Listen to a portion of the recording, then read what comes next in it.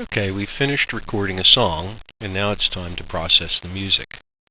We want to get rid of those nasty clicks, get rid of the needle rumble, normalize the volume, clean up the start and finish, and then later we'll review and tidy up the music. First we start by removing the clicks. I'll select all of the music, and in Audacity you can just click on the pane over here to select the music, and then I'll use Effect, Click Removal. I usually just leave the default settings. It's not total click removal. I don't like to go too harsh with this effect. I don't like to go too harsh with any of the filtering effects. It affects the music. And then I'll just press Remove Clicks. It'll process, and then you'll see these clicks and pops, the spikes, disappear. Here we go.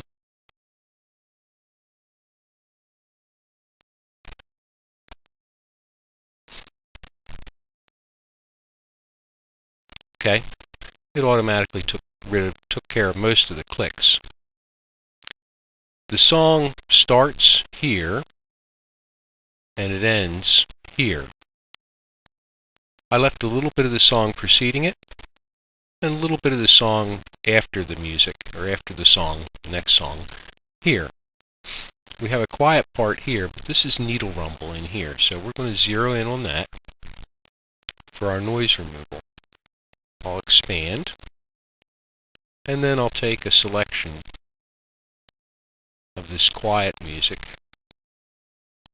that represents the needle rumble, and I'll go Effect, Noise Removal, Get Noise Profile. Just takes a moment. Now it has a noise profile for what to remove, and it's going to remove the needle rumble. I'll expand out for the entire song. Again, click over in this pane to select all. Back to Effect.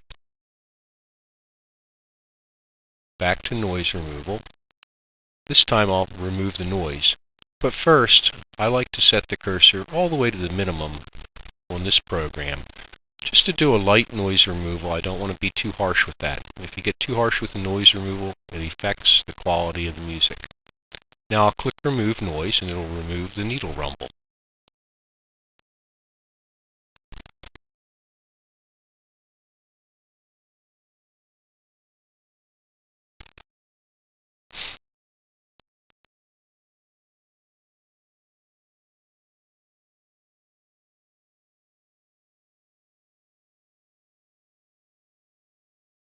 It takes a little bit of time for it to process all the data and extract the noise of the needle. In this case, about 15 seconds.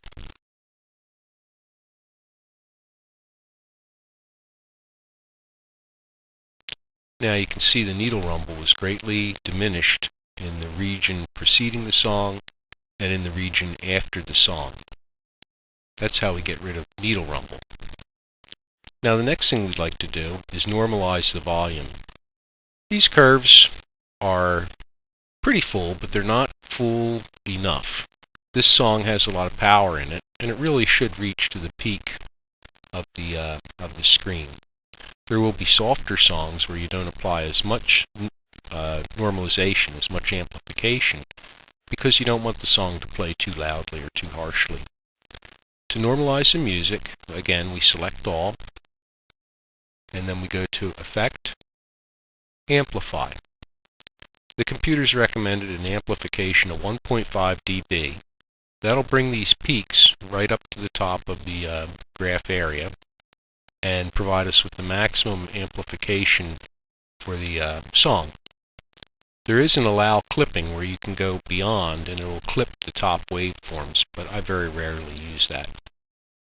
Let's normalize the music by amplifying it 1.5 dB, as the computer suggests.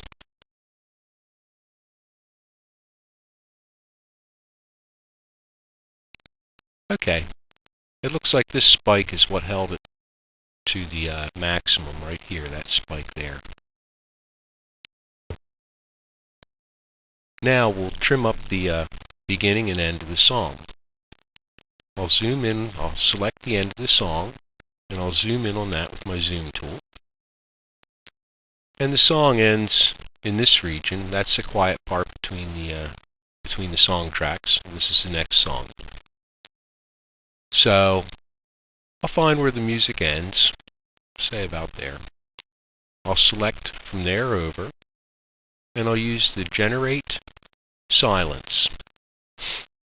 Now its default, it's generating silence for the entire region. We don't want to do that. We just want to generate 2 seconds of silence. So I type in a 2, and I tell it to generate the silence. Okay, it just generated 2 seconds of silence at the end of the song. I'm going to listen to the end of the song. And I would probably leave this go, but sometimes I like to do a little fade out. And I might select the very tail end of the song and go with Effect, Fade Out. And then it just fades the song softly to the total digital silence. I'll expand the entire song again.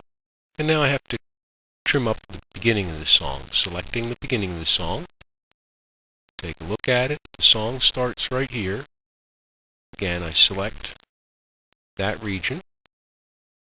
And I might push it over right to the very beginning of the music. And then I go to Generate Silence. And again, 2 seconds. And there you have it. We have 2 seconds. The song begins abruptly, as it should, plays, and then at the end of the song, we have another 2 seconds over here. And now that song's ready for tidy up, where I'll look at it in detail and get rid of any little clicks, pops, noises, or other problems with the song. And that's how you begin preparing your song to be an MP3. This is an example of manual click removal. I'll listen to the music after I've performed an automatic click removal to find those clicks and pops that the automatic click removal tool did not remove. Note that my time scale is in terms of seconds. I'll listen to the music and listen for a click or pop.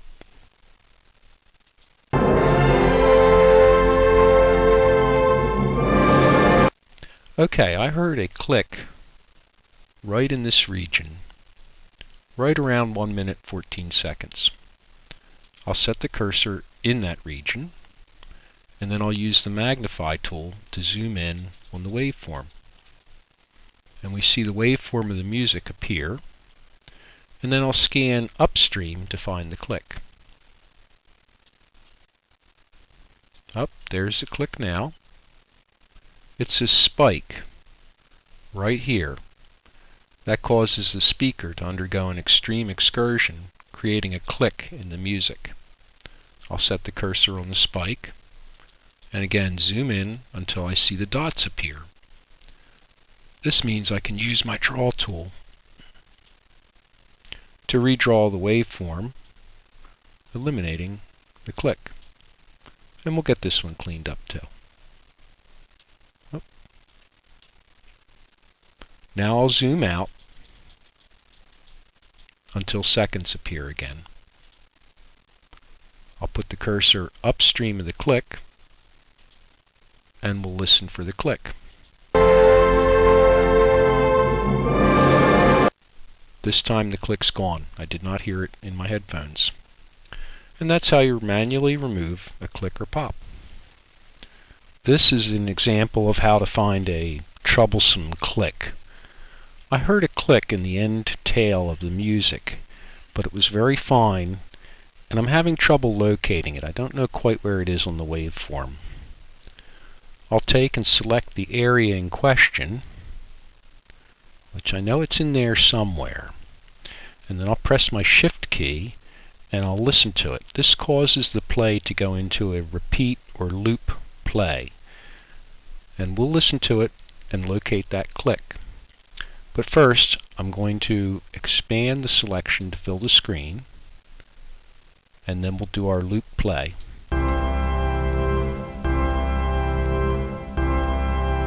Okay, I'm hearing the click right in this region, right about there. We're going to stop that because that gets real annoying real soon. We'll zoom in on the area, and then we start scanning for the click. Okay, that looks like that might be it right there. Kind of hard to find in this waveform. The loop play does help you find it. It gets annoying though. We'll zoom in on the click till the dots appear. Grab our draw tool. Smooth it out. We'll get this one too. Then we'll zoom back out.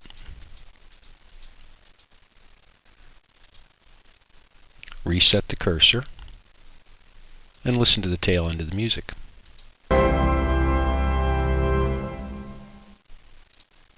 Okay, that got that annoying little click out. And that's how you remove an annoying click that's hard to find. Here's an example of the multi-mode tool in Audacity. I'll click on the asterisk up here in the corner, which is the multi-mode tool. This particular piece of music is well suited to the multi-mode tool. Let's play it.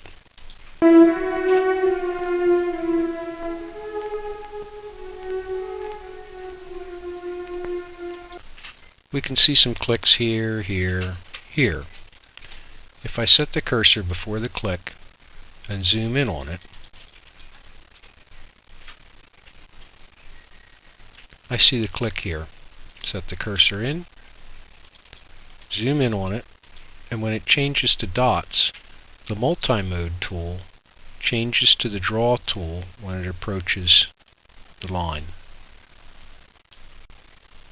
I can fix a click there, fix a click there, zoom back out, set my cursor on the next click, zoom in,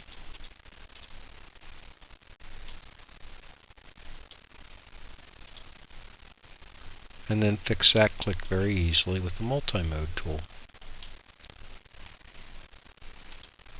It's a very efficient way of going through the music quickly to eliminate clicks.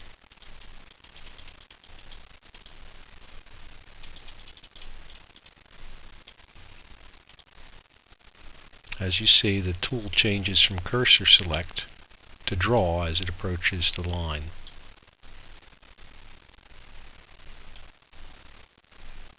Nice little feature in Audacity. And that's the multi-mode tool.